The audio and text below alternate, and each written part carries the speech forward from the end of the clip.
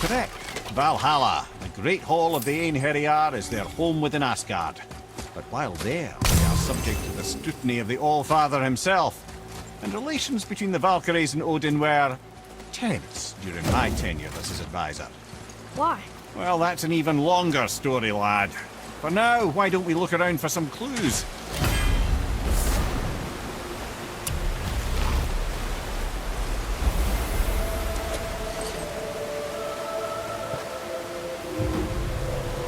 Whoa, they're back. Man, who is she? Gunnar, Mistress of War. After any conflict, big or small, she would be first on the scene, sussing out the worthy spirits for a free trip to Valhalla. A gruesome task, but she took great pride in it. Any conflict. Impossible. It's true. She had help from her sisters, of course, but Gunnar was always first to arrive. Her judgment of the fallen was unparalleled, and an invaluable resource to Odin. She was one of his favourites.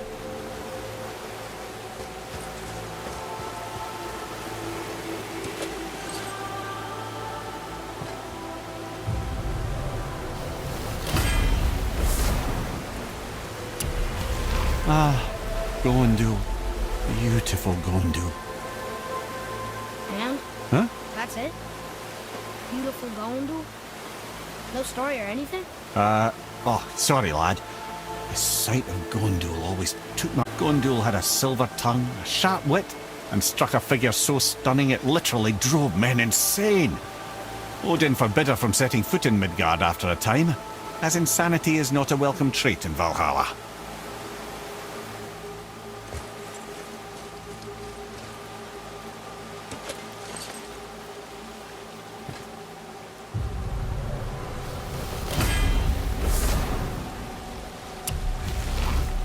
This is none other than Geirdriful, the Master of Arms in Valhalla, responsible for arming and training Odin's Einherjar.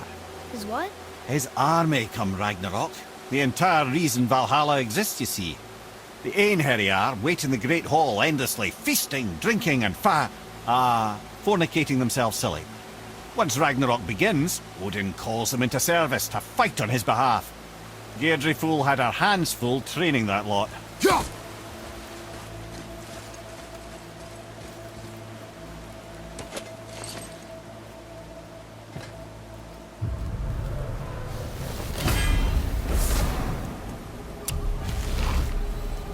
My friends, is Kara.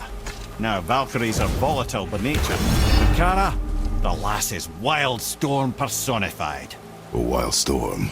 Aye, calm and collected. Then the air would shift and the fury of her storm would unleash.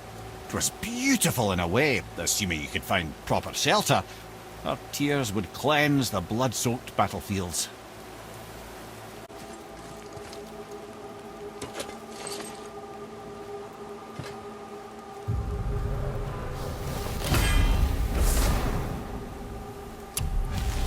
This is Rota, a chooser of the slain. I thought all the Valkyrie did that. Not exactly, lad.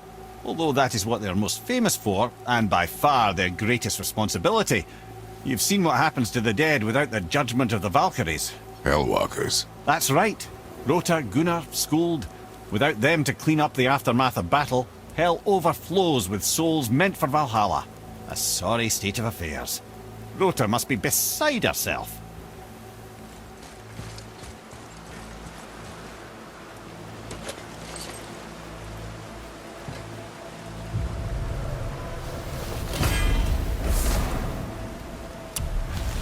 Ah, here we have Air, the healer. A Valkyrie healer? Strange. Air was strange, as a matter of fact. Very quiet, very calm. Where her sisters were violent rapids, Air was a gentle stream. She healed the wounds of both mortals and gods, and even a certain all-knowing sage who once drank too much and fell off a mountain.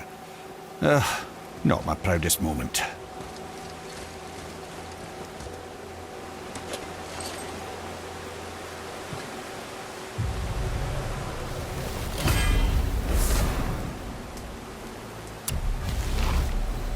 Well, healed her.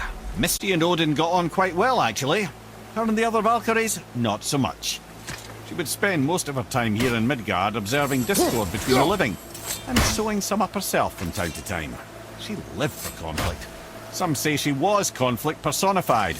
I wonder what will become of her now that she's free.